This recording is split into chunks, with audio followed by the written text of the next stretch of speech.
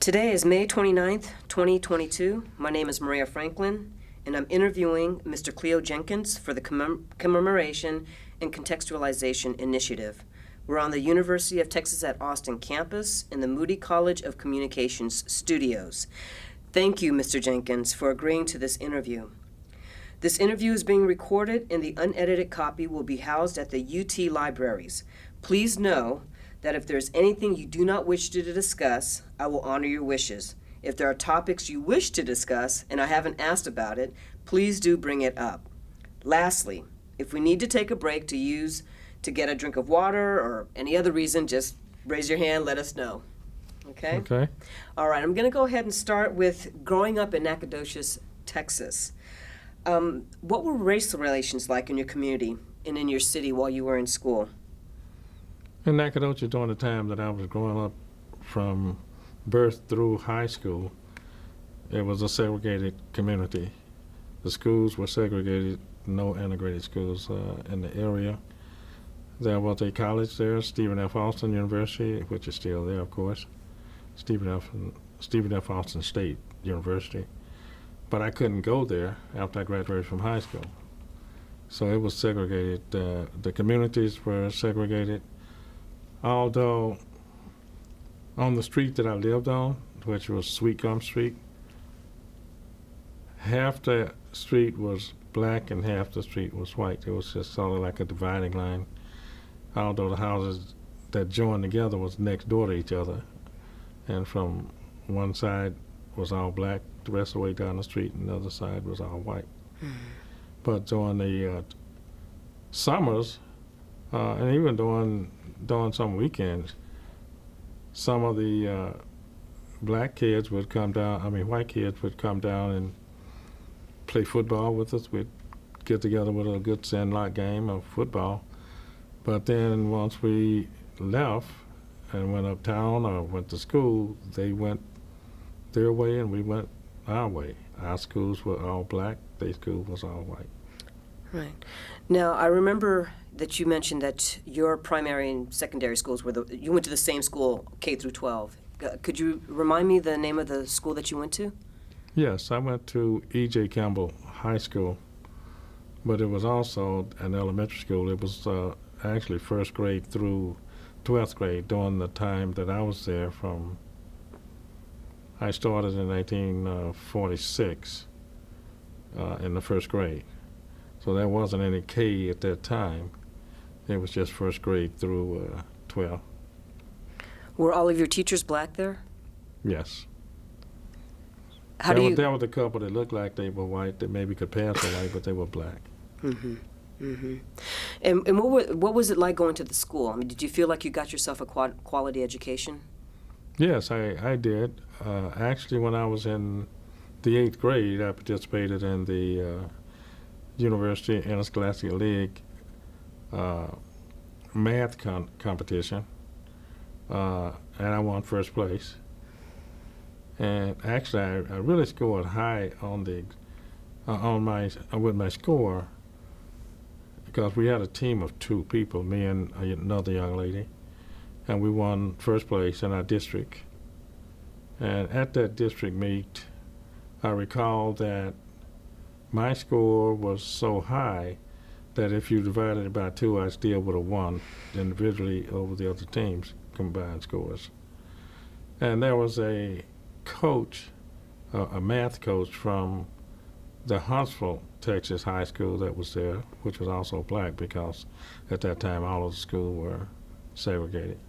So this was all black competition. And so he asked me, because he was impressed with my score, what I had planned to do in terms of college. And I told him I planned to go to college. And he says, well, what do you want to major in? And I says, actually, I've worked on cars with my dad, and I'm pretty good at mechanic work, and I wanted to be a master mechanic. So I was going to go to a mechanic trade school, was my intent.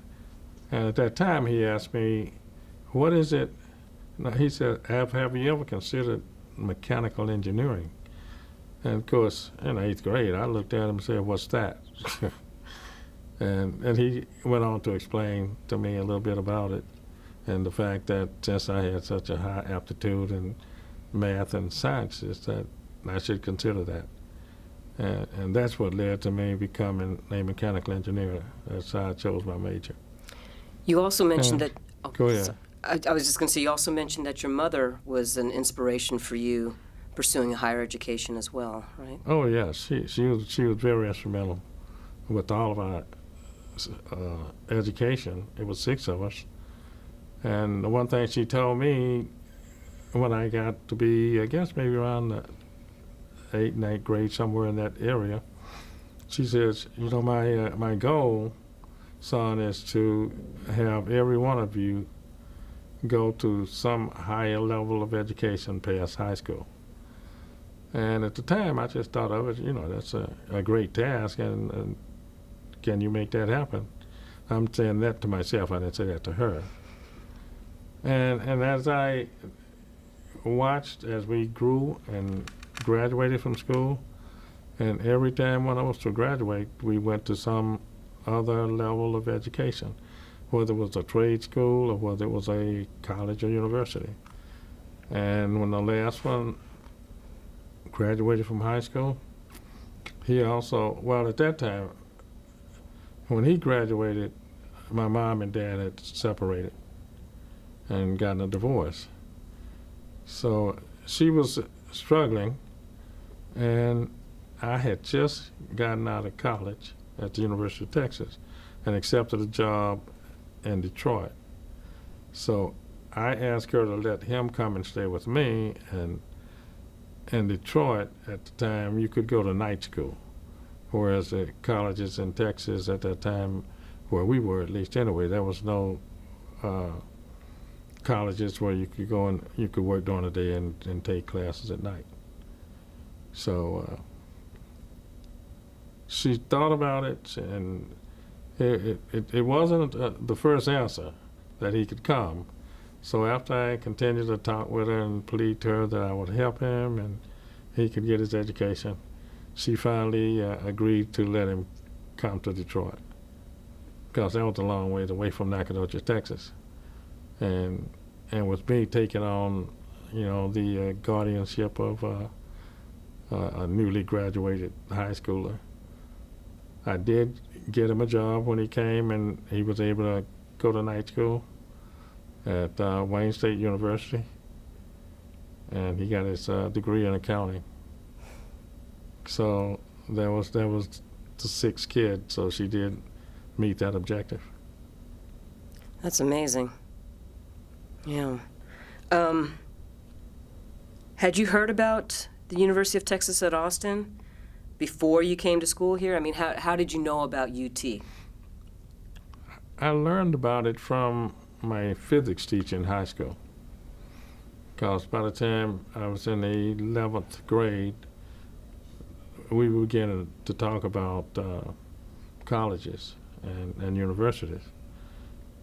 So he suggested to me that maybe I should take a look at the University of Texas. They are now accepting black kids in undergrad school. And I took a look at it, and I took the entrance exam, and I passed the entrance exam and got accepted to come to University of Texas. Didn't know anything about it other than I'd watched the football team on TV, and I knew it was all white.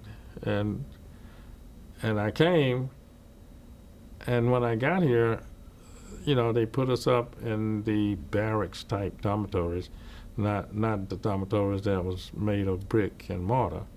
They was like old barracks that the military had probably used. So that was my first housing when I got here. And I also found out that only the school was integrated in terms of participating in academics, the classrooms, and going forward to get a degree, because we could not participate in any athletics or any other extracurricular activities, basically. It was only just go to class, and that was it. and get a degree if you was able to keep your grades up and make the grades to stay in school. So it was, but it opened the doors for some other things that I look back on and think was very important. And that is, we knew where all of the black kids were because they were all in basically the same place. All of the girls was over at Whitey's or Almetris on Whitey's Street. So you knew where all of the ladies were. And all of the guys was on the other side of the campus in Dorm D and Dorm F. And there was a place called the Huts. And there were some guys that lived there, which was little military-like huts, about 2 or 3 room places. And so therefore we could get together good intramural sports teams like track and football. And we were able to put a team together, and we was runner-up for the championship in intramural football, and lost out to Kappa Sig that one year. And then in track, we also was runner-up and won second place. If you was to go to Gregory Gym along the wall, in Gregory Gym, they have the pictures up of the different intramural years, and our pictures are there on the wall. So when I brought my first kid here to the University of Texas, who also went to UT, I would always take him over when the kids would come down and let them see my picture over there on the wall. With the intramural sports, that was all student organized. I mean, did you get any help from other faculty or administrative staff here at UT to help you compete and to form these? No, I was a manager, intramural manager that interfaced with the intramural group or the department, and I could just organize the teams and get a list of the people that wanted to participate that had the skills, and then provide a list of those names to the intramural department, and they would give me the schedule of teams that we were going to play, and that was basically the way that worked. And in terms of uniforms and things like that, we just basically made those things ourselves. You know, we'd get some T-shirts and actually have stamped on them the letters, you know, for the organization that we was representing. And in turn for track, to get cleats for track, we was able to get some track shoes from Anderson High School, which was all black high school in Austin. The coaches would lend us shoes that we could use for the track meets. And for football, we didn't really need anything for that other than just a T-shirt and some shorts, and that was it. So that gave us a lot of good, recreational, social means, because other students would come out to watch the games and watch the track meets. So it was great fun. And I think that's why the group is so bonded now, the precursor group, that because we were so close, you know, because of having to stay in the same places. And that went on for like the first 3 or 4 years, and then about 61 or so, they did allow us to move into one other dorm that was a brick and mortar dorm across from where the football team. I think they was in Moore Hill at the time. So was able to move into that if we wanted to. Let me ask about that original wood bunker that you were living in. So there were Okay. bunk beds in there? Or, what kind of furniture was in there? They were not bunk beds. The layout was, it was 3 rooms if you got a double. If you enroll with the double room, it was 3 rooms. It was a middle room was a common area where the desks were for all 4 students. There was 4 desks in that common room, and on each side of the common room there was 2 people and 2 single beds in those rooms. And then we had the community shower and bathrooms. And there was for some students that paid the extra money to get a single room. They did have single rooms in there where you could just have one room, and it was just for one person with a desk and a bed. Hard living? Uncomfortable? No, I wouldn't say it was about as comfortable as the one that I moved into that was brick and mortar. The same kind of beds almost. So it wasn't that bad in terms of the beds. But there was another advantage to that I in another interview many years ago. I had told somebody who had asked me the question, like, why did you go to the University of Texas rather than an HBCU? And since I had already had experience at UT, my answer was I couldn't afford to go to HBCU as compared to the University of Texas. And of course, looking at thinking of the University of Texas, it's a large school, and she thought, the lady that was interviewing me thought, well, how could that be? I said, well, it really was the payment plan that made a difference. Because at the HBCU, you had to pay all of your room and board basically, at one time, whereas at the University of Texas, a full semester tuition at the time that I went in 1958 was $50. And I didn't have to pay but half of it at a time. Pay $25 to start, and then middle of the semester you pay the other $25. And in terms of the dorms that I just described, for a double room, it costs $45 for a double room per semester. So I only had to pay $22.50 at the beginning, and then the other $22.50 midterm, middle of the semester. So I wouldn't have been able to use that pay plan, and plus I wasn't forced to buy, the board, the food and so forth. Whereas at the HBCUs, you basically had to pay for room and board and stay on campus in the dormitories. So the fees were higher, and you basically had to pay it up front. And with the jobs that mom and dad had, they would probably not been able to do that. Well, we could deal with the University of Texas pay system.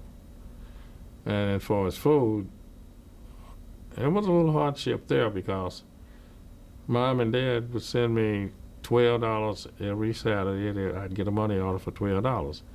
And that was my food money for the rest of the week.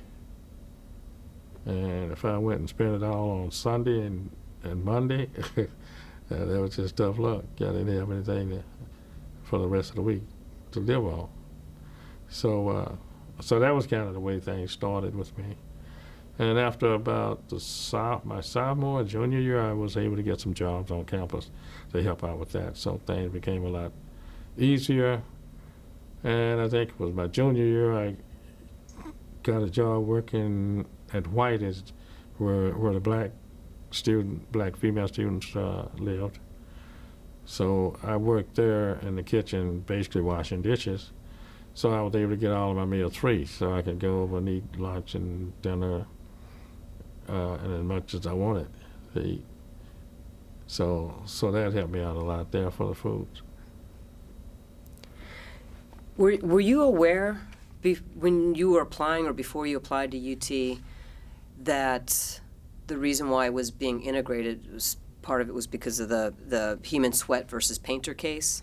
Yes, I knew that before I came, and I was the first black student from my high school to enroll at the University of Texas, and that's why my physics teacher and a couple other teachers were trying to direct me to the University of Texas to come in and sort of be a leading edge for some other students that may want to go there.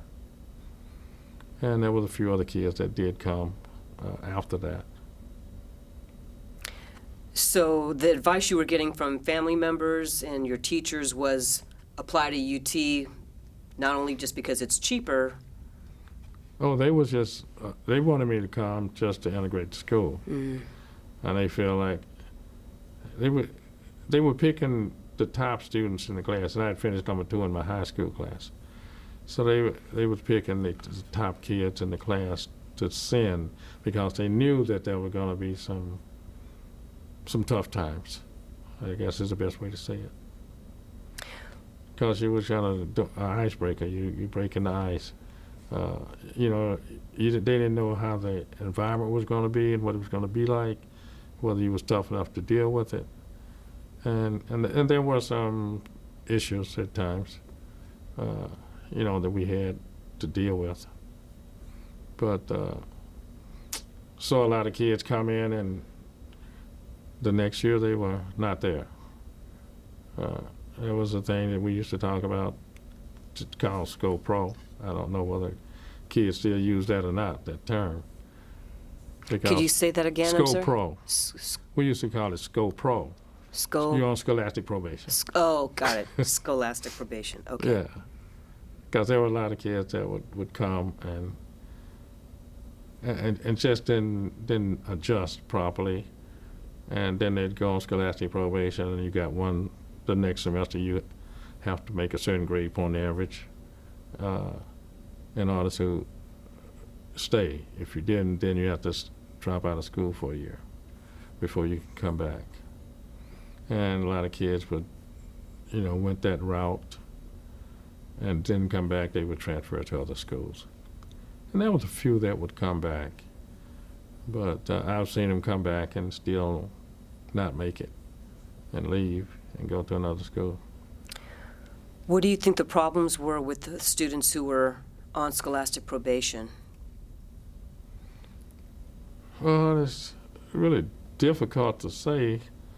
Some of them came in, and the major that they selected was not a good fit for their skill set. You know, I might want to be a doctor, but that's not really what my skill set is right now. And so I didn't make good grades in that. I probably needed to change majors. And we did see some of that happen as well. There were some people, especially in engineering, you know, a lot of people came that wanted to be engineers, actually signed up for engineering, and after the first year they changed the major. Just because of the difficulty in getting the grades that they needed, or making the grades that they needed. When you applied to UT, what were the main reasons why you wanted to apply and come here? I only applied basically because of the encouragement of my high school teachers. It wasn't mom or dad. I mean, they just wanted me to go to school someplace. But it was the high school teachers that really influenced me to come. So that, and I think it was good representation, you know, for the high school that I graduated from too, for them to say that, you know, we got students and we graduating students that's eligible to get into the University of Texas. I think that was some of it as well. And when I mentioned the math, in a scholastic league math, that I had won the district in. That year in the 8th grade, the young lady and I, as a team, went to the state meet, which was at Prairie View. It was called Prairie View in a scholastic league because it was segregated, so it was all black. And we finished in 3rd place.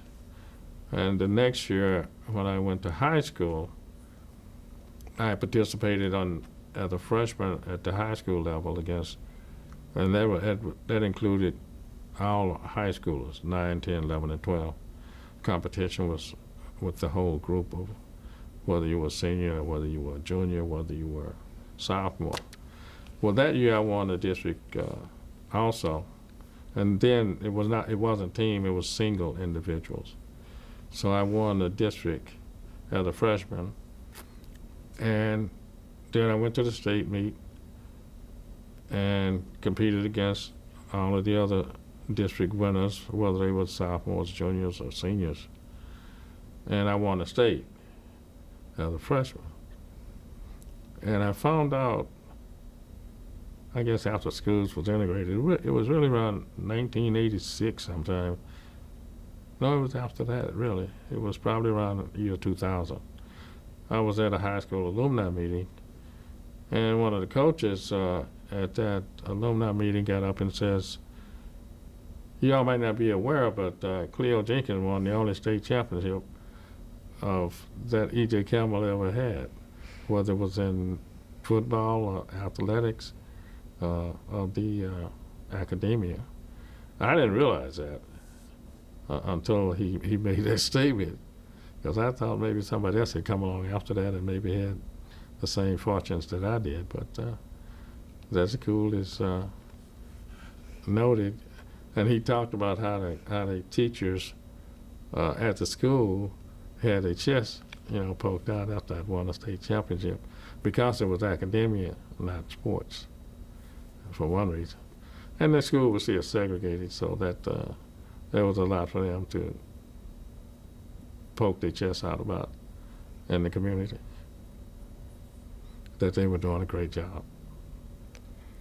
So you were clearly academically, had achieved a lot academically at high school. When you were coming to UT, what were your first impressions when you got here to campus? I was just impressed with the large university. I've been around some smaller universities, the black universities, and just a young kid that was open-minded and just glad to be here, and got a chance to meet a lot of good people, and we just had a lot of fun. So did you have, any expectations when you arrived, like that, what kinds of difficulties did you expect to encounter? Well, I knew I'd done well in math and stuff in high school. And some of the literary stuff, my grades were not as great. Matter of fact, when I took the entrance exam to come to the university, to enter the university, on the acceptance letter that I received, it basically stated that, we accept you at the University of Texas. You scored extremely high on the math science portion of the test, but you didn't do as well on the literary portion, the diction and the English and stuff like that. And after coming to the university, they were exactly right with the way things went. I was a B student in math and D and C student in the literary stuff. And then that was the way it went.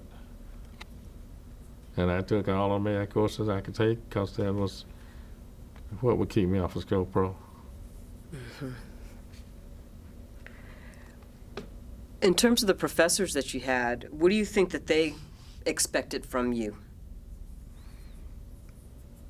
Some of them, there was a couple of bad experiences that I had. One was in trigonometry, and I had this instructor. He just, his attitude toward me was just not very warm, and one that you couldn't feel good about if you had been me, a black student in a class of all white kids. Because that's basically the way it was in all of my classes anyway. I was usually about the only black kid, whether math, engineering, English, whatever, except for where you got 200 kids in the class, like chemistry.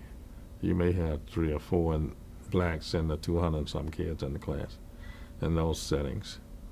But this trigonometry teacher,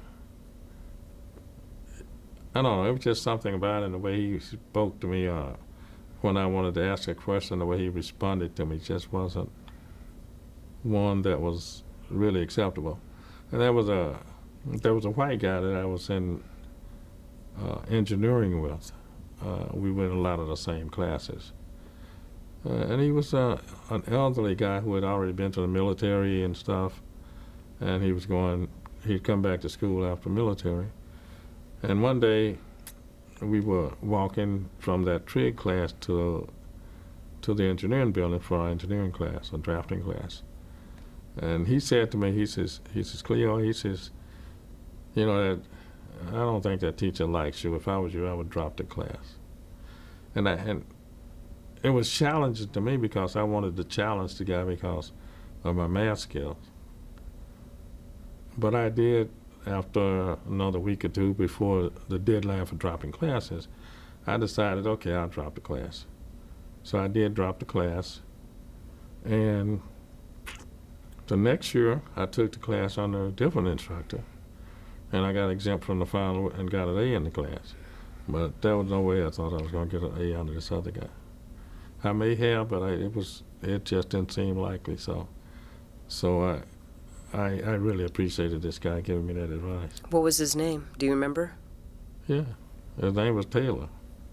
And he had a motorcycle, and we'd have to ride from Benedict Hall down to the engineering building. So a lot of times he'd have me hop on the back, and we'd just hop on down there without having to walk. And one day we went to a lab class one class, I forget what class that was, where we were on a project, and we would team together. And he came over here at the school and picked me up and took me out to his house because he was they had a section off campus for military people that were married, and took me over to his house, and we worked on the project together. So we became real good friends. That trigonometry class, was that the only one that you had to drop because you didn't think that the teacher was going to treat you fairly? I think that's the only class that I ever dropped. I think it may have been the only one that I dropped. Now, the drafting class my freshman year, because see, in high school we didn't have drafting in my high school. Matter of fact, there was a couple of other courses I had to take that we didn't have in my high school. That they required for me to have to go into engineering when I got to the University of Texas. So, and I knew that up front coming in that I was going to have to take solid geometry, and it seemed like there was another class. I can't think what it was, but I took that class at night and under Dr. Bishop, and I made an A in that class, and that satisfied my high school requirements to get into engineering. Now, in the drafting class that I had, this instructor, he was soft and easy, kind of easygoing, but he did just appear not to really seem like he liked me being in the class. And that was drafting, and I didn't have drafting in high school. So we had to do, I think we had 5 tests, I believe, or 4 tests, and then a final. And I was doing okay in this drafting class. And I came back after Thanksgiving. I had gone home for Thanksgiving that year. And we came back and he gave this test, and I wasn't prepared for it, and I didn't know we were even scheduled to have a test. And so I failed the test kind of badly.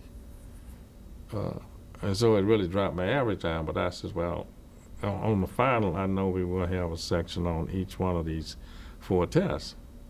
So I said, I'm going to make sure I do well on that, and maybe it'll be soft, or fine, I shouldn't say necessarily soft as being giving me anything. So I made 93 on the final exam, and I figured, well, at least maybe I get a C. Well, I got a D. Yeah, I did that too. I couldn't believe it. So I went to my next drafting class, which was, I don't know, it was analytical geometry or something. So I made 100 on the first test, and the instructor that I just had in that drafting class that I got the D with, I showed it to him, and he says, oh, I knew you could do it. But, that didn't make me feel any better. But I just thought I'd let him know that, things are okay now. But that D came back to haunt me later on. And that's part of the piece that I was telling you earlier about the graduation. Why don't you go ahead and explain that? Well, when I got in '63, I was thinking I'm graduating, and I would have been the first black mechanical engineer to graduate from the University of Texas. And then I discovered that they switched the catalogs. You had a catalog of the classes you needed to take for mechanical engineering and what you needed to do to graduate when I started. And then they changed catalogs the year that I was graduating, and I thought I was still under the old catalog. So I didn't graduate because my grade point average was a little bit less than, but it did meet what was in the old catalog. So I had already interviewed for a job, and I had accepted a job with General Motors in Detroit at their Chevrolet gear and axle plant. So at the end of the year, I just accepted the job and went on to General Motors anyway. And then when I came back for vacation one year, about 3 years later, I brought some of my drafting work that I had done on the job at Chevy Gear and Axle. And I came and I set up an appointment with the Dean of Engineering, and I met with him and explained to him what had happened. And to make a long story short, we agreed, okay, let's see if we can't have you take a couple of courses by correspondence. And that way you don't have to come back to the university. You just take these 2 classes, and he was going to select the classes for me to take. And he told me, it says, if you take these 2 classes and if you make a B average, I will give you your degree. So he selected 2 math classes. One was vector analysis, and one was green value problems. Well, I made an A in the green value problems and a B in the vector analysis. And that was in the fall of '67 when I did that. And then they honored my degree. And I got my degree, and it says January 1968. And that's why the 68, as opposed to 63.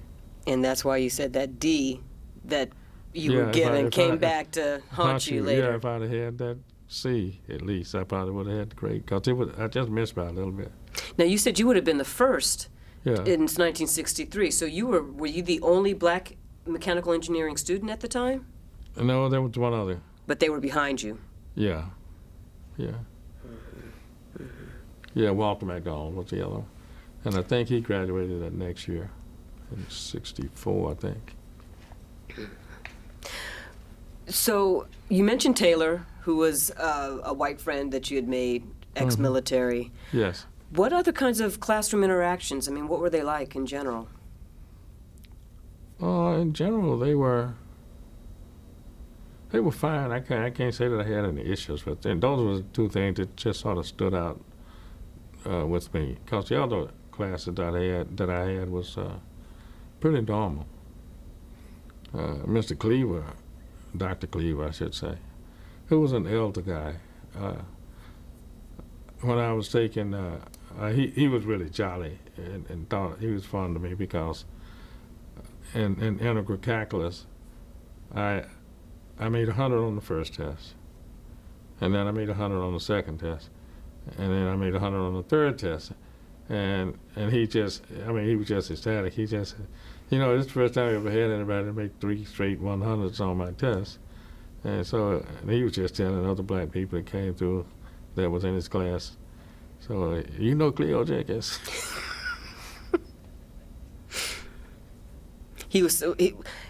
Was he surprised that a black student would get 3 100s in his calculus class, or just ecstatic that anyone would, do you think? He was basically ecstatic that anyone would, because I don't think anybody else had really done it, right in a row. So he was just a proud, jolly guy of me. So I still remember him. Were there any other professors that you can think of who helped, that you thought were mentors, or who helped you to succeed here at UT? Well, the answer is no, because we were all the leaders. We was we just came and was the first enrollees. Like I just responded, there was no other mechanical engineers that was ahead of me. Now the one back Dawn and I and some others, we did work together sometime if we had some common classes, we would work together. But in terms of the mentors that was before us, they didn't have any. There were no other blacks there, and we weren't staying, where we was intermingling with any of the white kids.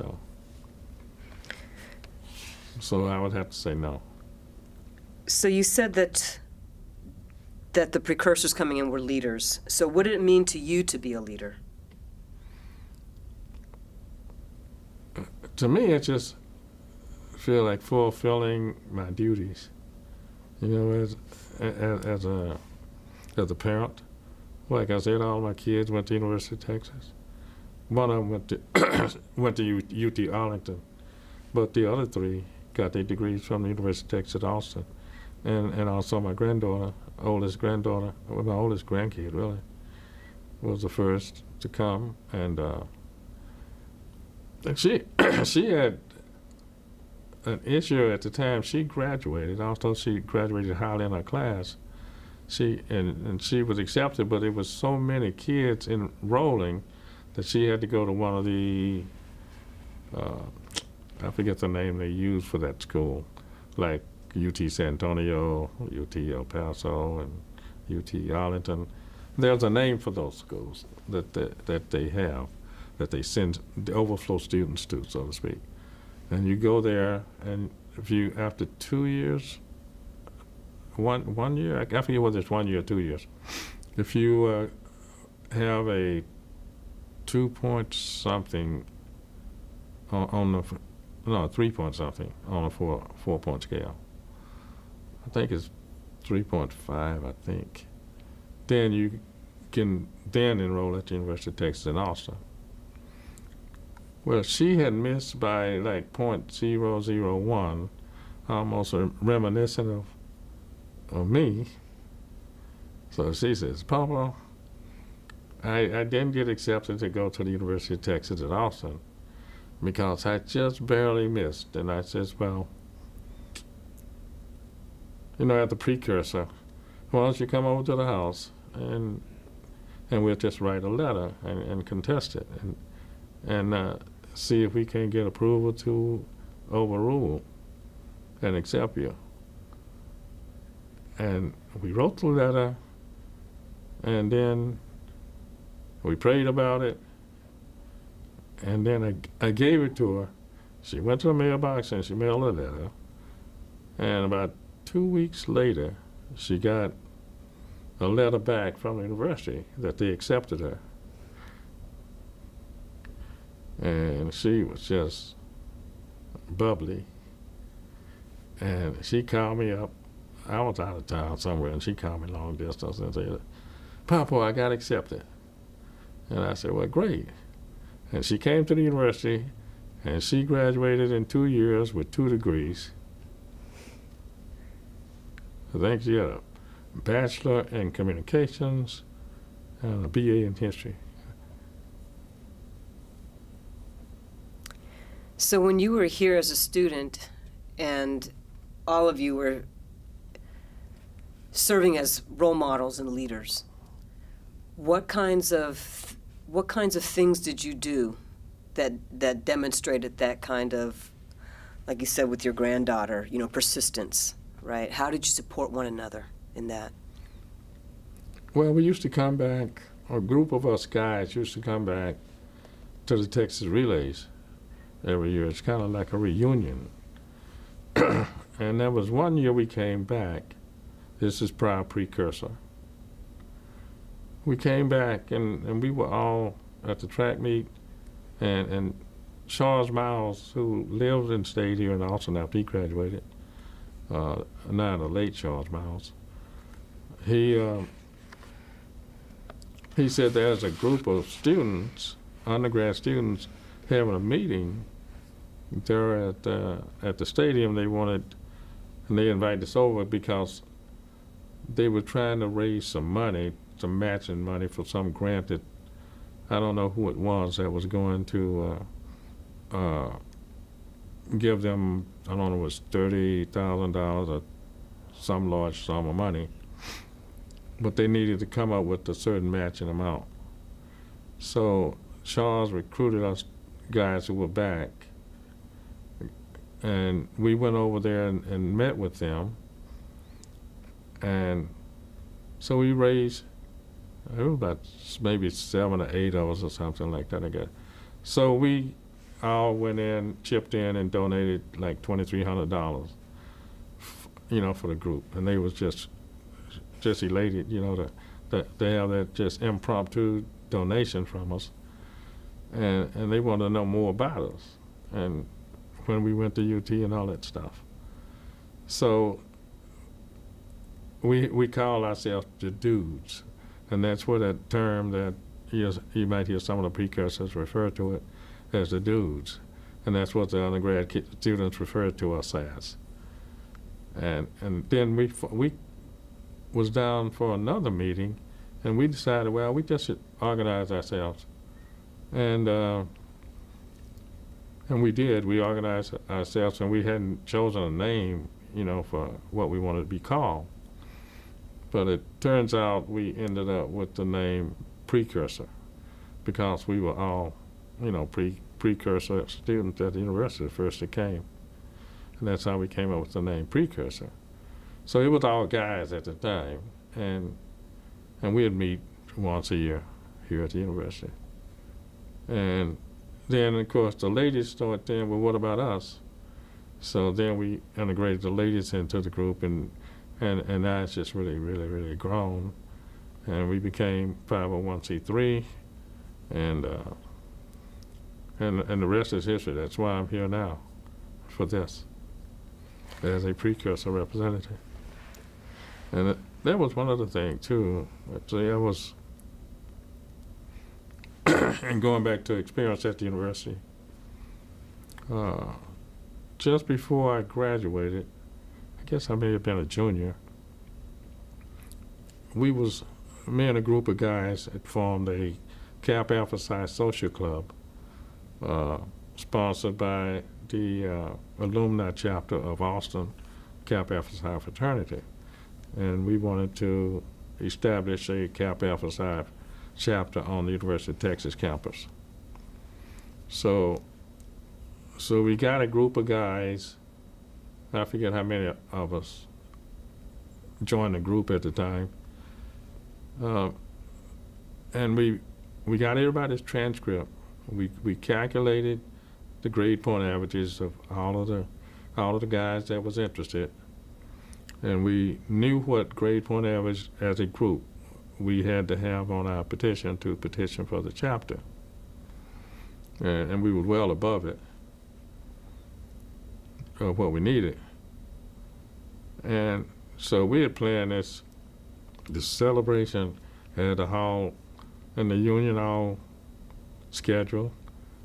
Had even selected a queen because we were going to have a nice ball after that. After the group met at the university, the ones that meets to decide and review the applications. And lo and behold, they turned us down and said we didn't have the grade point average that we needed, and we knew that can't be true. So when we met with the board and went through the list of names that they had to match the list of names that we gave them, they had all of the right names, but there was one name on there, and the name was Raymond Johnson. And Raymond Johnson was an all-A student at the university, but there were some other Raymond Johnsons. So when they pulled the names and saw the multiple Raymond Johnson, they didn't come to us and ask us which one. They chose one. They chose one with a low GPA, which dropped our average down below the bar, and they turned us down. And we made the we told them about the error that they made, but they said, "Well, sorry, the board only meets once a year."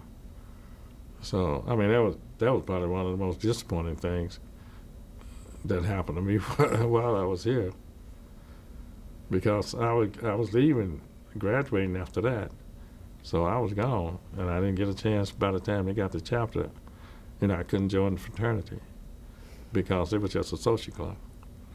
And I had gone by the time they got the chapter, just because of that one error they made, thinking, you just have to speculate that they made that choice because this was a black group, and black guy can have all A's. Because Raymond came in getting it. He got credit for 1 or 2 courses in Russian. He was a really unusual guy,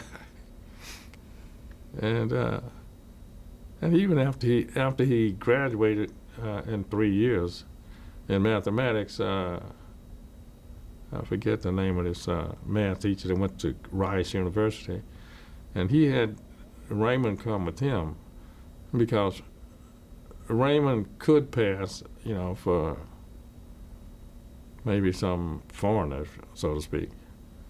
And he was able to get into Rice University, and they didn't realize he was black either. And he got his PhD from Rice University. And that's that same Raymond that I'm telling you about that had all A's, that the University of Texas didn't select his transcript when they was processing our application for the chapter on campus. So it's some of those kind of things that, that kind of still hang back there in the back of your mind of how you kind of got the raw deal, so to speak. Yeah.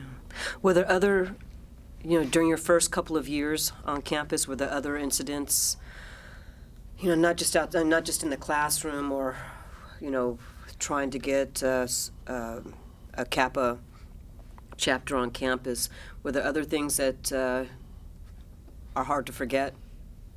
I mean, can you tell me a little bit more about your experiences? Well, there was one night me and about 4 or 5 other guys were walking from the east side, and we had gotten all the way back to the campus. It was down on San Jacinto, walking along there near just before the stadium, coming from 19th Street.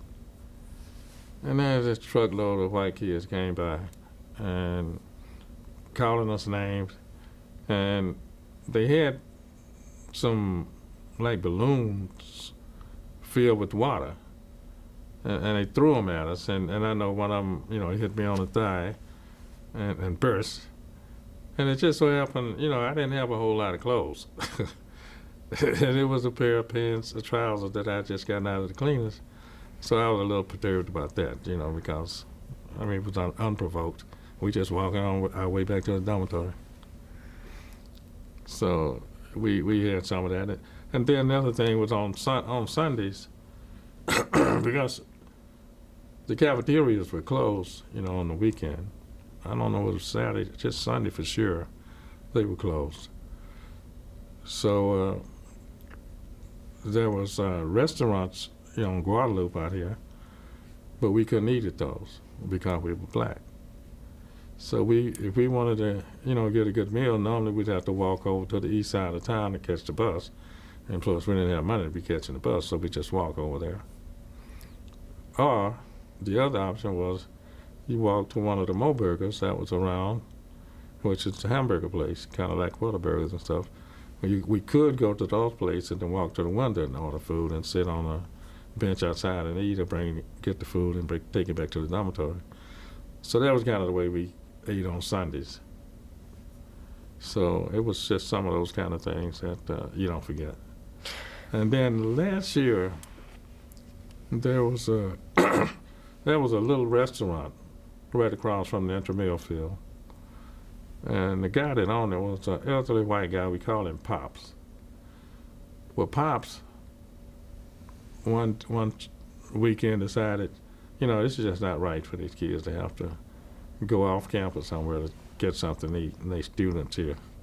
And he opened it up, his restaurant up, where we could go over there and eat on Sunday afternoons. Now, that was just for the boys. The girls, they had integrated dormitories, but they had kitchens and dining rooms in their facilities here on Whitey's. So that wasn't a problem for them. It was just the guys that had to do that. What was the name of Pop's restaurant? It's been 50-some years. I forgot. It's not there anymore, but I forgot. We just called him Pops. But you could go there and sit, have your meal. He would let us come in there and sit down and eat just like anybody else. What did the other customers think? I don't know. It wasn't usually a lot of them in there on Sundays anyway, so we didn't have any problems with them when we'd go. I know that. So I don't know what they were thinking, if anything. How did that come about? Did he come up to you and say, hey, anytime you want to come here on a Sunday and have a meal, you're welcome to eat here? I got it by word of mouth, hearsay, from some guys that lived at the Huts, which was closer to that restaurant, and I think they had been over there maybe playing around in the mill field or something, and maybe tried to go in there to buy a soda or something to go. I don't know exactly how it came about. But then the word spread, to the rest of us that, hey, Pops are allowing blacks to come in and eat there at the restaurant. And so this was on campus or right by campus? You said it was across from the intramural field. Yeah, the intramural field was right where Justice is right now. The Justice dormitories that you all might know and might be familiar with. That they built those dormitories on our intramural field. That's where we played intramural football and stuff when I was here.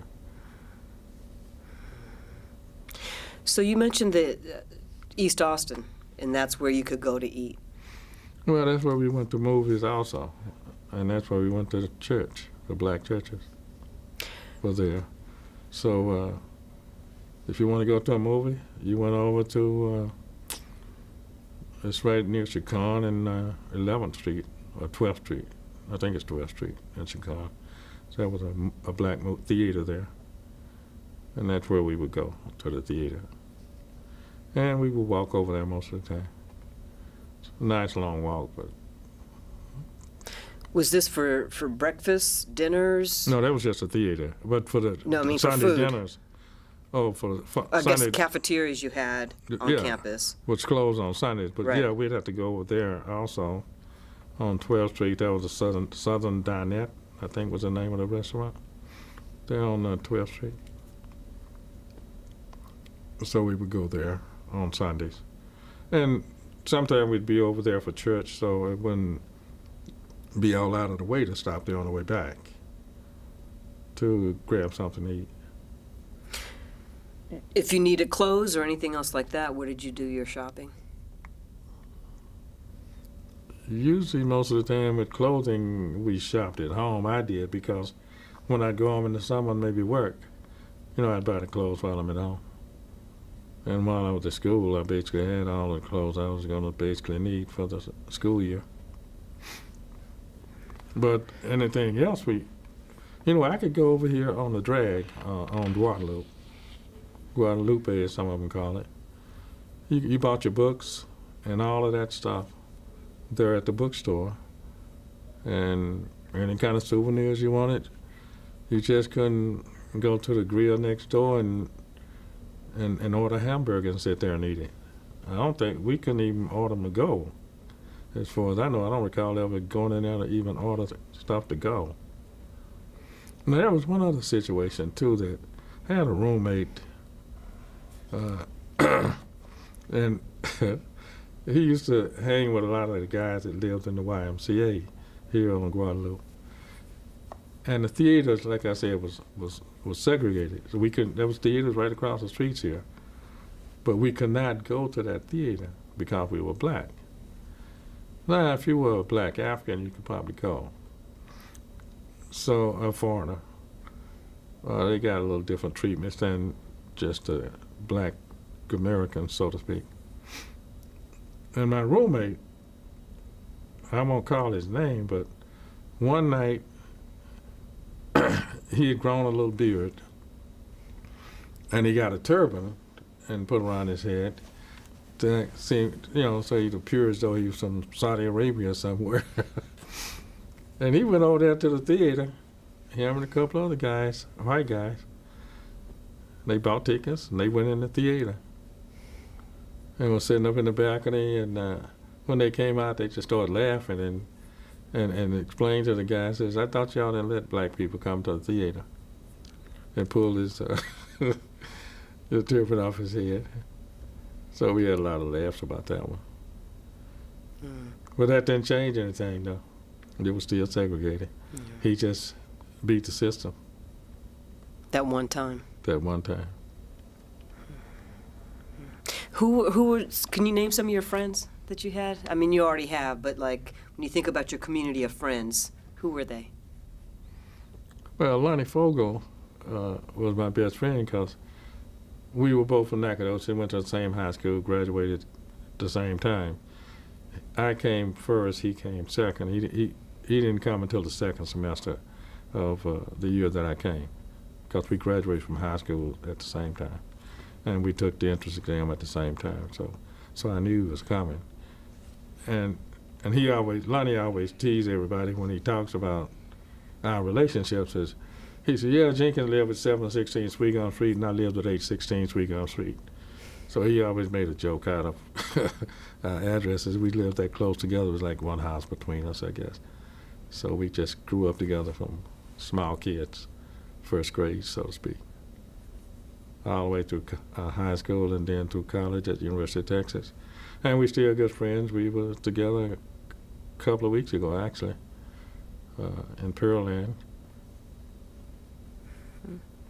Besides Lonnie, can you remember like some of your bunkmates or other people that you would? Oh, yeah, that was, all of the guys that played, everybody in the precursor, because like I said, there was one advantage we had. Everybody knew everybody, but like Walter McDonald, William Spearman,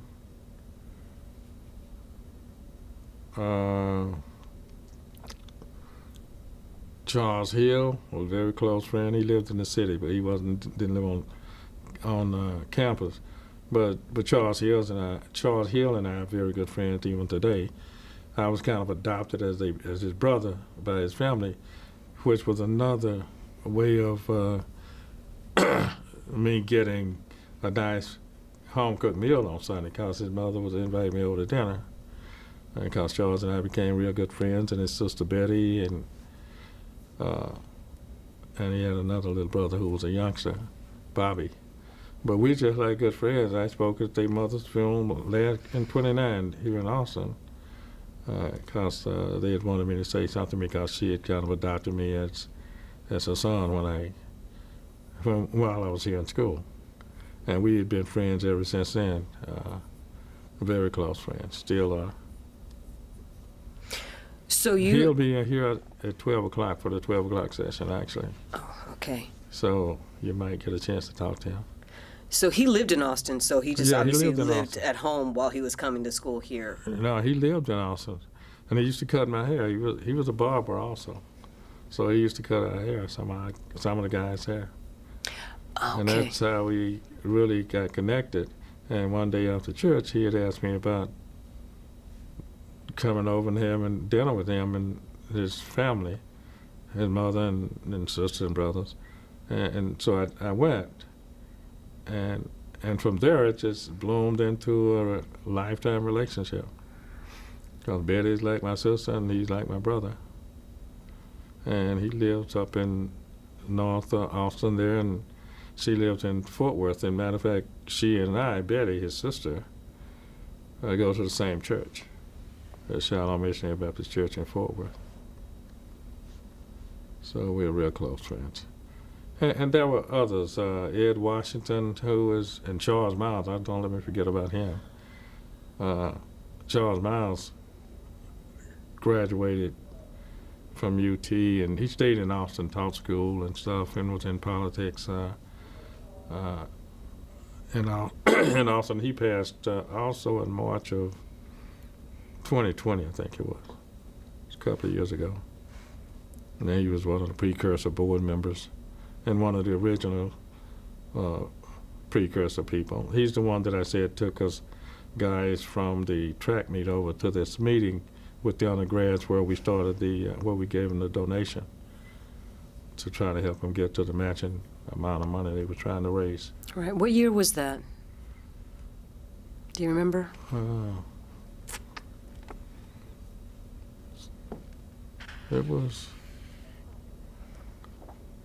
It had to be, it was in the 1990s, maybe I would say 98, 99, somewhere back in there, I think. That's when that occurred. So you've already mentioned in some ways how you and other precursors had, relationships with the wider black community in Austin, through going to church, your friendship with Charles Hill. Yeah, but he also went to UT. Right. Right. So we knew some of the people from UT, from the city, that came over to school. They would maybe ride the bus over, and they would go to class, and they'd have 2 or 3 classes, but they were not contiguous, back-to-back classes. So they would hang out in the student union, and that's how we would meet some of them. If we happened to be over in the student union, they would be up there playing bid whist and stuff with Walker Hunt, who was working on his PhD. Bid whist? Yeah. Mm-hmm. Yeah, so they stay up there. The kids play another game now, but spades and stuff is more popular than back then. It was bid whist, so back in the 50s and early 60s. So that's what you would do in between classes? Yeah, that's what they would do. I would go back to the dorm or go to the library or something. Sometime I'd be up in I would stop by this student union, because our dorms was on the other side of the campus, down on the side where the stadium is. The ladies was up by that side, near Guadalupe and Whitey's. So I would come up if there was something I had. At one time I was had a job working in the student union at the faculty dining room. So when I'd leave there, if I didn't have any classes, sometime I'd stop there and maybe play a game or 2 of cards with them. And that's how I was able to meet some of the people from the city. Of course, it wasn't Charles because he had a car, so I just met him at the barber shop. And he started cutting my hair, and I discovered he was going to school here. And the rest of it, we just continued to talk to each other and became real good friends. And not only with him, but with his whole family, entire family. Besides doing intramural sports, you went to movies. What other kinds of things did the black students and yourself do for entertainment while you were here? Well, with the girls having the 2 houses next door to each other, they would have parties at those houses. And we would come over and, we'd dance, play cards and stuff. So that was the other social outlet on campus that we had. Because there was no place that the guys had. And sometimes we'd go to the student union and just get a group together and go down there and could dance in the student union. They had a section there at night in the evening.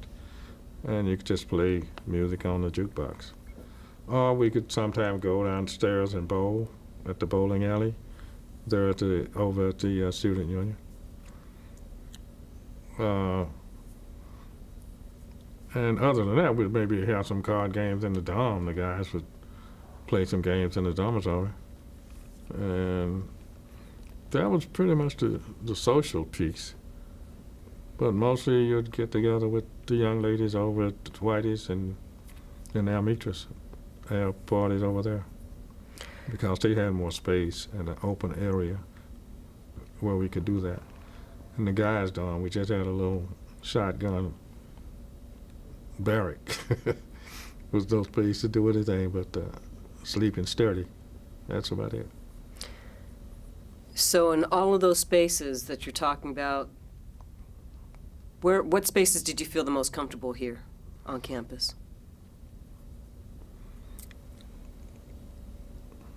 In terms of living spaces? Most welcome, safe. Well, I felt safe on the campus just about anywhere I went. I didn't have any areas that I was afraid to go. Whether it was naivety or what, but because we hadn't had any incidents that would cause us to actually be afraid, because there was a long walk from the girls' dorm back to our dorms. But normally we were in groups of 2 or 3 or more, because and even if you went by yourself, I'd done it by myself a few times. Never had any problems. You mentioned going to the student union. Obviously, there's a lot of white students over there, too. I mean, did you feel welcome walking into the student union? Oh, yeah. They just had their space, and we just had our space. It might be the next table over, or it might not be, but we just enjoyed ourselves, just like, because we went to class with a lot of them also, so some of them you might know. Or so they might know somebody in our group. So we didn't ever have any problems or any issues with that when I was here. When you're saying we had our space, was it like an actual, this is where the black students are going to sit? No, it wasn't. You could sit in the place you wanted to. And when I said our space, I mean, we got a table, they got a table. It wasn't mixed at the table. And that's what I meant. Tables could be right next to each other. They sitting there and we sitting here. So we didn't have that issue at that time. Did you feel? For one thing, it wasn't a lot of us here. It was, and we knew everybody, which was the other thing. There was not anybody on campus, I don't think that. Now, there might be some kids that were somewhat secluded and stayed in, pretty much. Didn't go out and wasn't as active, but most of the kids knew each other.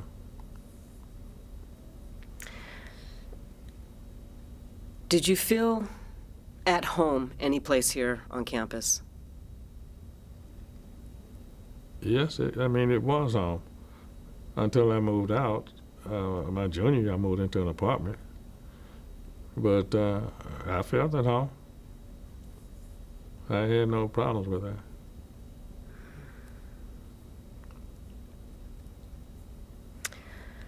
You mentioned that you were part of intramural sports here, but that pretty much everything else was closed off to black students. Yes. So there was no other school organizations or activities that you were involved in. I mean, obviously you try to get the Kappas going here. That didn't work out while you were here. Right. But was there anything else that you participated in, any kind of activities or school organizations? No, at times we would participate, and I participated in some of the marches, civil rights marches and stuff like that. Occasionally we did that, and I just didn't really have a lot of time, to really spread myself out too much into a lot of other activities. Other than the sport activities, I was in ROTC for a couple of years, and I did play some basketball for the ROTC and intramural basketball stuff.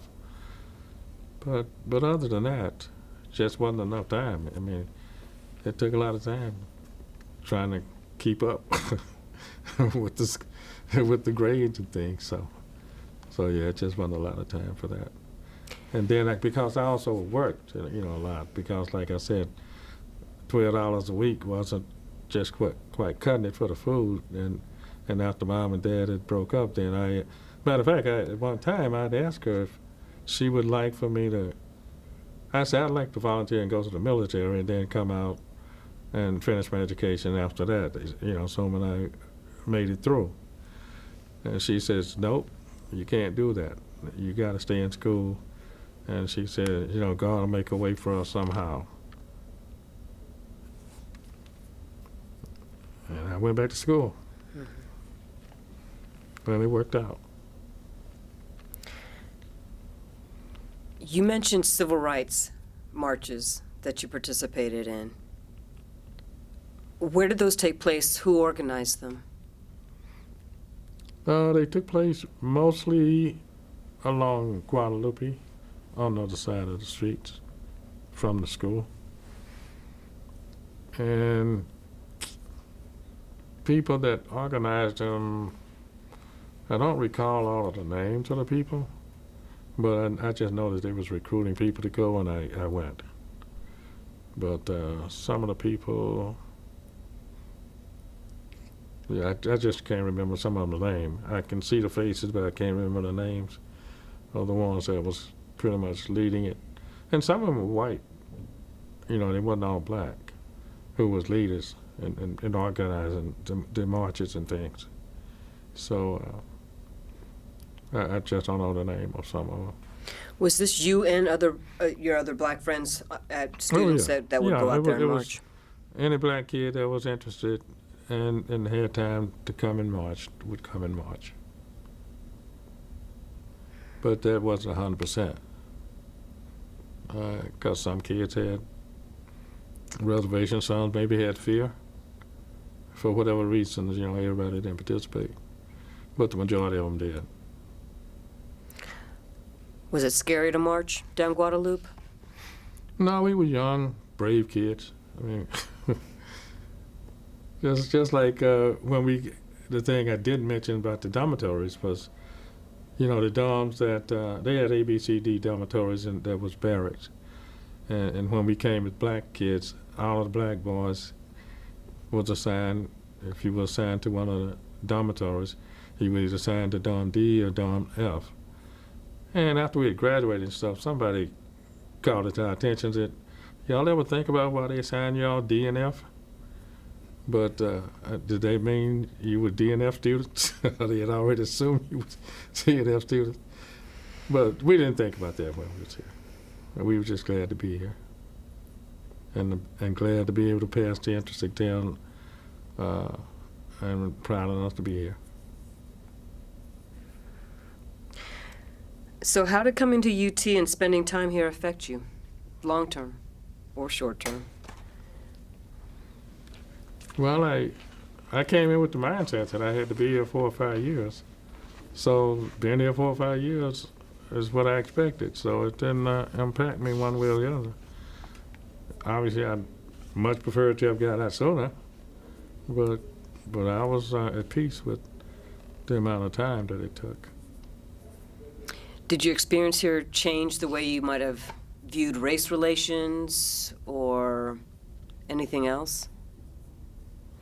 Well, it was more to the forefront of and focus than when I came, because like I said, I came from a school that was all segregated, and that was kind of like that's just the way of life, and it had been kind of accepted that way.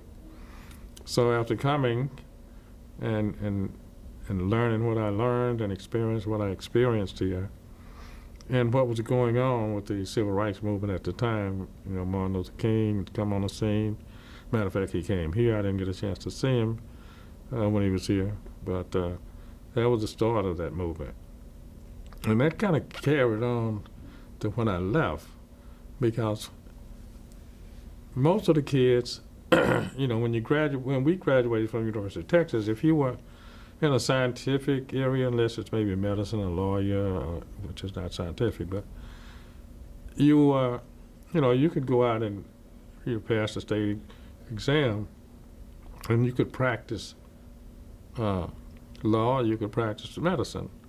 But if you went engineering, and if you were black, there wasn't any jobs in Texas. So most all the kids that major in science stuff, a lot of them went to California, the majority of them went to California.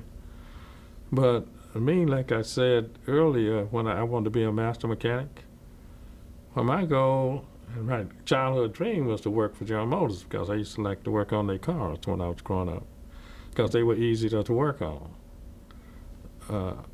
And what I mean by easy to work on is you could get to parts and things that you needed to change out a lot easier than you could on a lot of the Ford products. That's what I mean by easy to work on. So I had chosen General Motors as my product, my brand of choice in terms of the automobiles. So I wanted to get a job with them. So when I interviewed for jobs, I just interviewed with jobs with General Motors.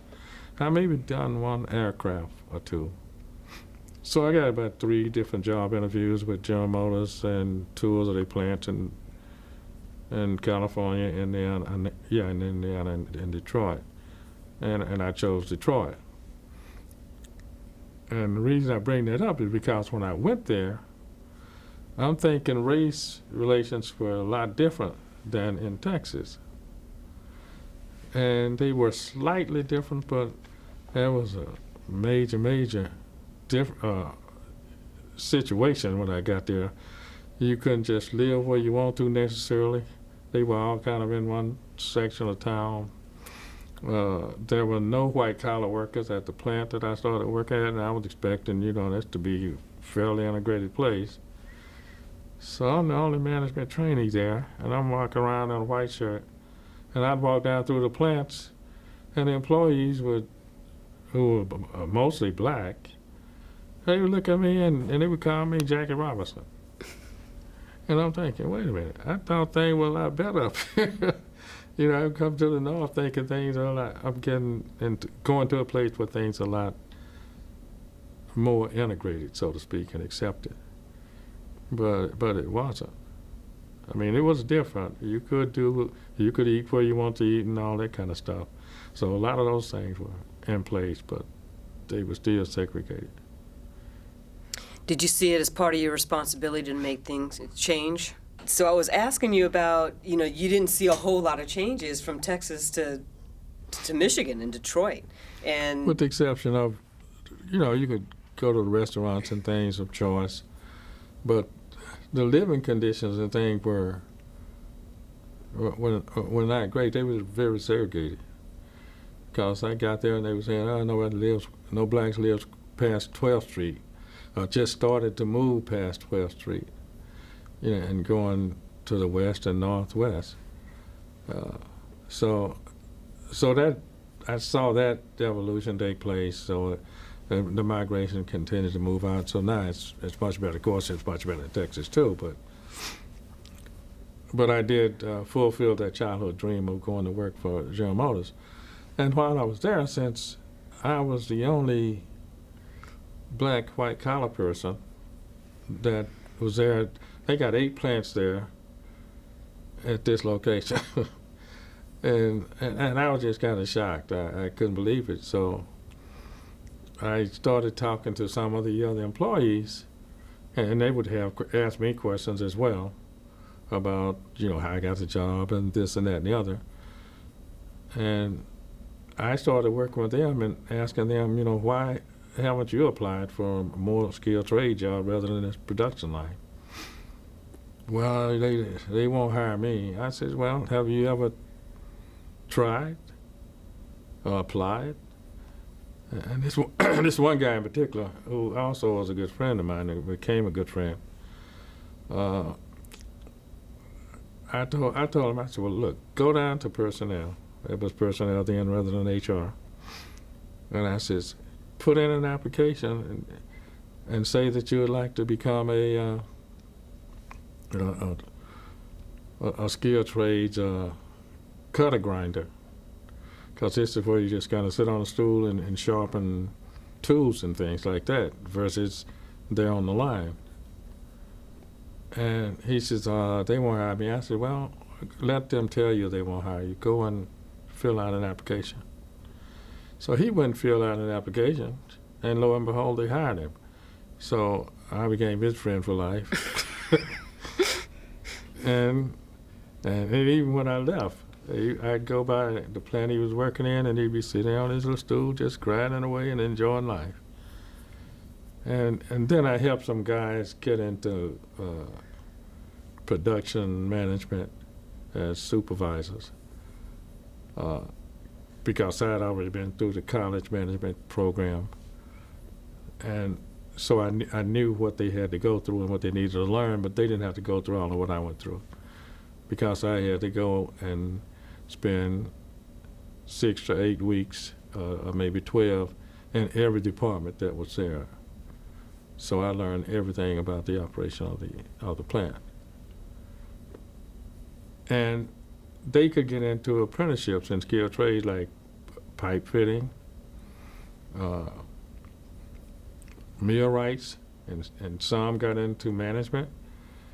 So I became like a little recruiter in the plant for the black guys to get them into some higher positions.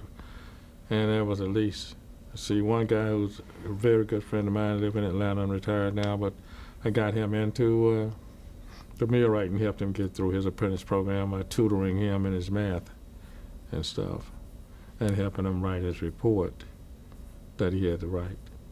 And one guy, an electrician, was able to get into management over the electricians as a manager. So we got more white collar guys into some better positions, during my 4.5 years that I was there. So right now, those guys, they still look up to me, and I'd see them in shopping centers with their kids, and they say, "Hi, I want you to meet Mr. Jenkins," like I'm some superstar. But all I was doing was just trying to help them, because I was surprised that they weren't already where they should have been. And I guess they just needed somebody to come and talk to them, give them some direction.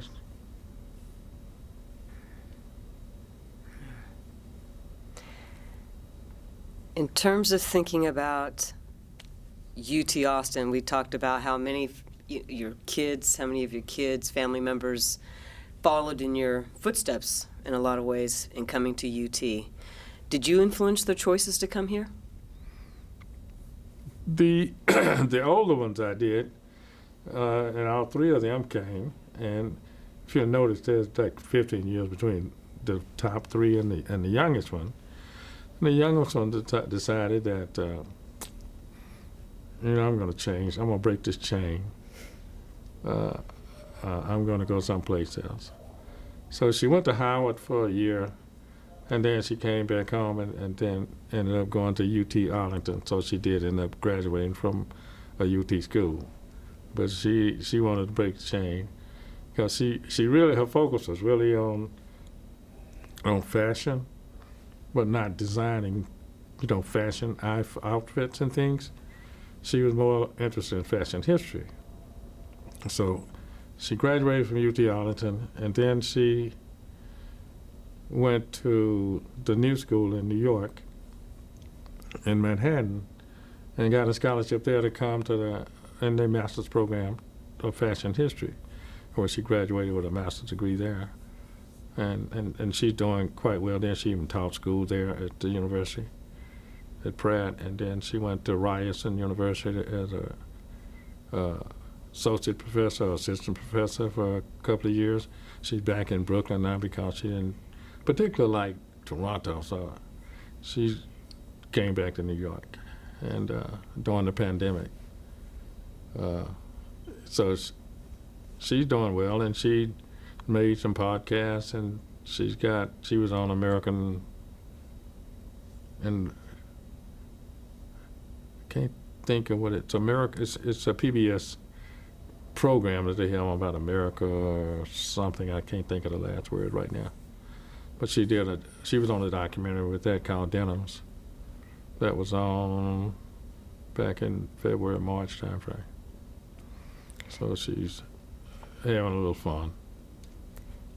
So your kids come to you for advice for going to college, and you tell them UT would be a good choice. Why would you? What were your reasons for saying, "Hey, UT, you should consider University of Texas"? Well, it turns out I look at UT kind of in hindsight, in that it was a tremendous investment for me when I look at where I am now versus where I was, and an investment in terms of money, time spent. It was a great investment because it propelled me out to fulfill my dream, and I just kind of took it from there with the education that I got at this school. And my older kids, they kind of wanted, and they were boys, except one was a girl, but they wanted to be like Dad.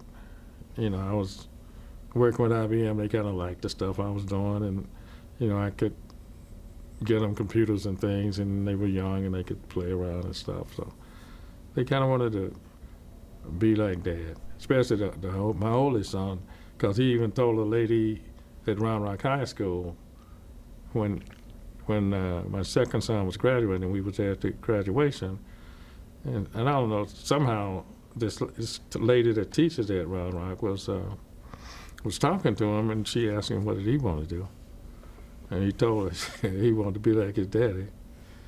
And when I got down to where they were, she relayed that message to me, and I'm sure that's why they chose to come, as well as obviously me promoting and rooting for the Longhorns.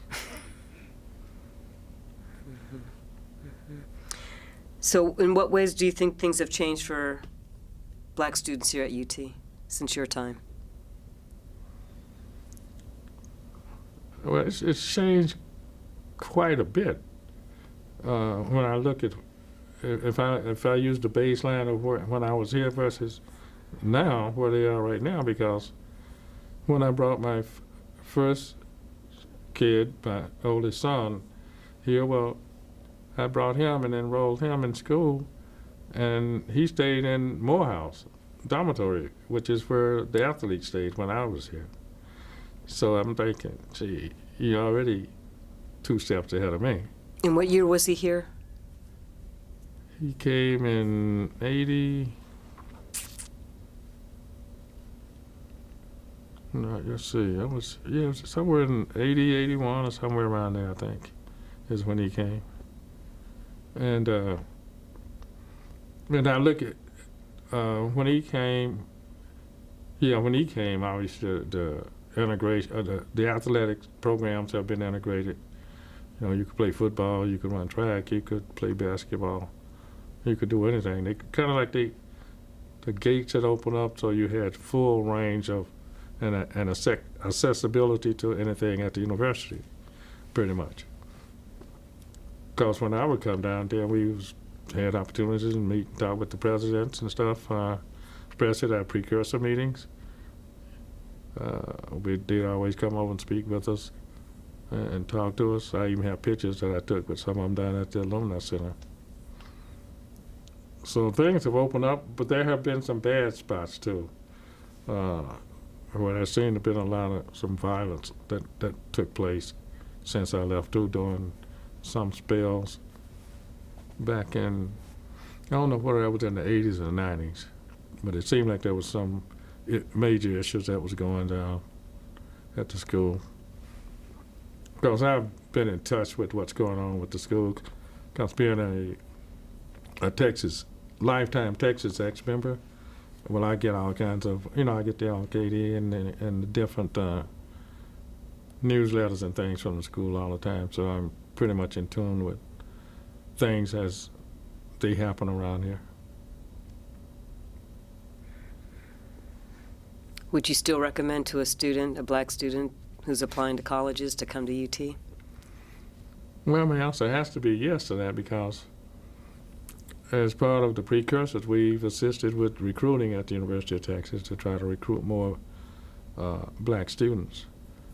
And we've made phone calls to students who had been accepted to the University of Texas as we work with the recruiting department here. And they would give us a list of kids that we could call to share our experiences with, to try to encourage them to enroll. It's one thing to be accepted, but the kids nowadays, are accepted 3, 4, 5 different colleges.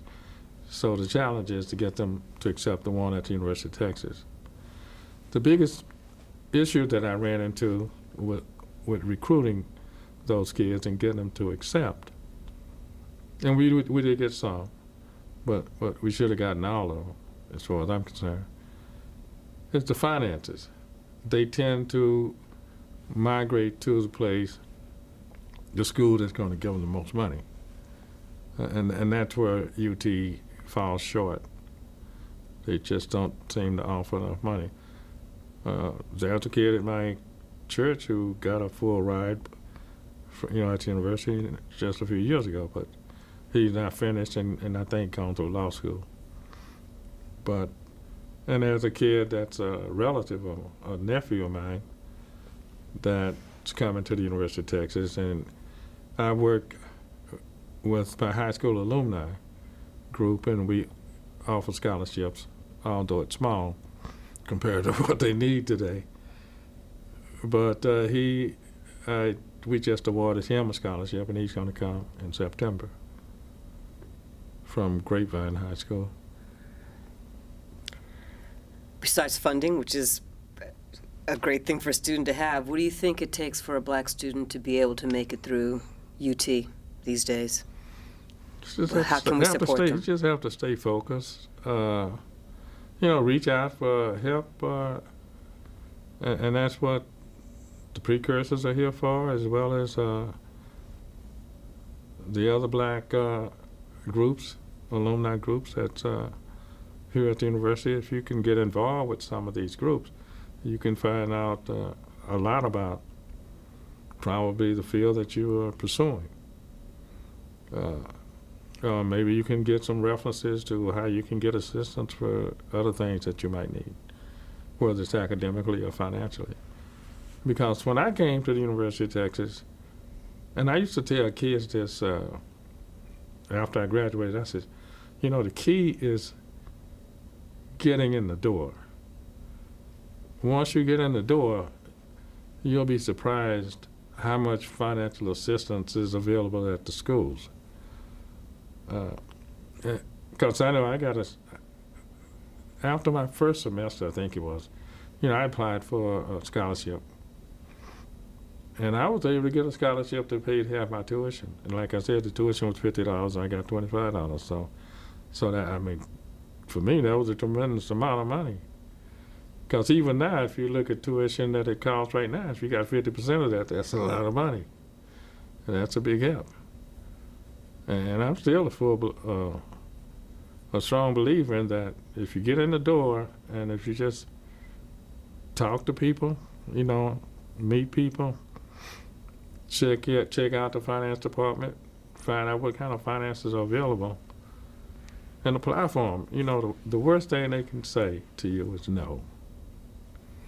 And you might be surprised how often they might say yes.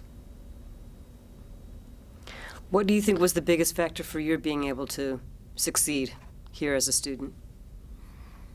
Study hard. For one thing, you got to do that. And another thing I tell kids, and I always told my kids when they go off to college as well, I sit down.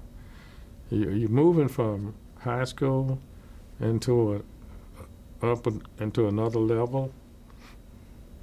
Now, when you go to college, it's not going to be like this high school classmate and classrooms that you got. This is all going to be on you. You're not going to necessarily have all of the help you need right away. Your study habits are going to have to be great, and you're going to go to the school. And now, instead of having to go to class every day, you may only have to go to class 2 days a week or 3 days a week. And you think you got a lot of free time, but that is not free time.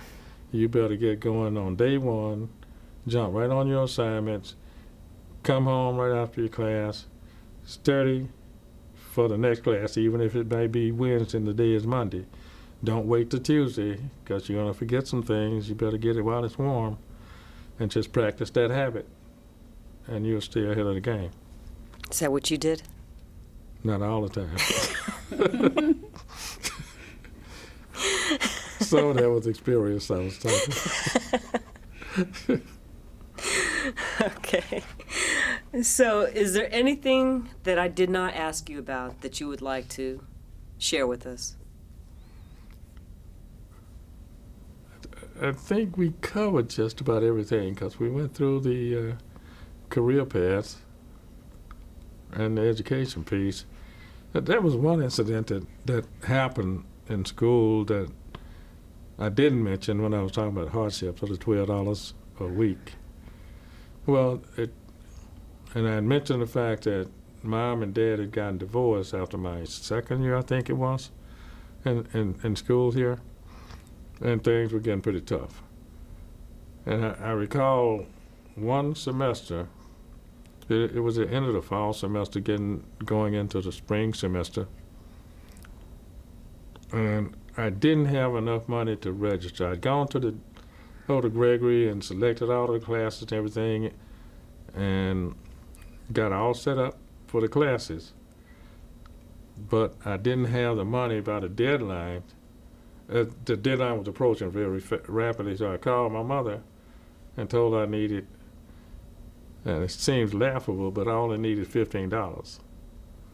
Otherwise, I was going to have to drop out of school and wait till I got the money to enroll the next semester or do something.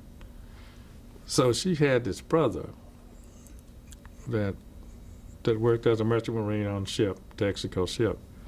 And he had told her if there was anything I needed to let him know. Well, when I called her, she checked with him, and his ship was not at shore. They was out on the sea. It's the word that she had gotten back. And I thought, oh, man. So I'd gone to the dorm, and I was packing my stuff, getting ready to go. And the telephone rang that next morning, and it was for me. And it was from Western Union. And they says, we have a telegram for you, and you can pick it up downtown on Congress. And I was one little happy camper, so happy that I was just crying. And I walk out the door and it starts raining. So the rain wasn't bad. It was a good thing in a way, because I tell people about telling this story. I says, I was crying, but it was raining. Nobody could tell I was crying. So the rain was a good thing, because it didn't show that I was just crying these tears of joy. So I walked all the way down there and got the money and came back and was able to get in school. All the way down to Congress? Yeah, from the dorm. Was this from your uncle? Was he able to come through with the $15? Yep. Amazing. I told him, I used to tell him, I said, you don't know, but that made the difference in me graduating and not graduating. Because if I had left school, I probably would have started working and maybe never got back. Right.